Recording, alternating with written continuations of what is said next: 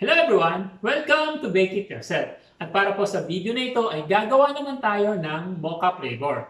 Usually ang mga flavoring sa pastries ay instant naman ang nabibili. But if it is possible na tayo yung gumawa ng sarili nating mocha flavor, why not?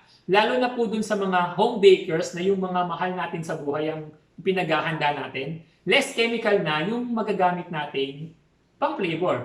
Okay, so napakadali lang po nitong gawin. Tatlong sangkap lang at meron na tayong mocha flavor. Okay, so tara simulan na natin. Okay, so napakadali lang po nito, no? Una ay maglalagay tayo ng instant coffee na 55 grams sa aking pinaka-mixing bowl. At maglalagay tayo ng boiling hot water na 5½ tablespoons.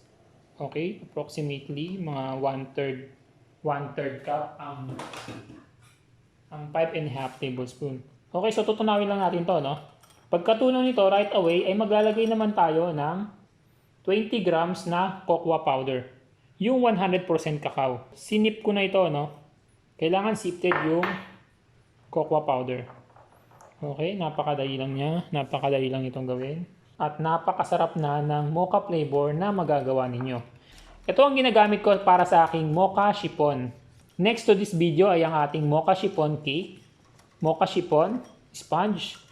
Okay, so napakadali niyang gawin. Para lang tayo nagtimpla talaga ng kape. Pero mayroon siya talagang inilalagay na cocoa. Ito yung nagbibigay ng distinguished na mocha flavor niya. Hindi lang siya purong kape. Dahil kung kape lang to, edi dapat sana tinawag na lang na coffee flavor, di ba? So, mocha flavor is composed of coffee and chocolate. And that's it! Meron na po tayong mocha flavor. Di ba napakadali lang niyang gawin? At homemade pa, sarili nating gawa. At kung sakali mang maubusan tayo ng mocha flavor, di ba, makakagawa tayo dahil alam na natin yung paggawa nito. Okay, so maraming salamat po sa inyong pagsubaybay at sa inyong patuloy na pagsuporta sa aming channel. Okay, so thank you for watching. Bake it yourself.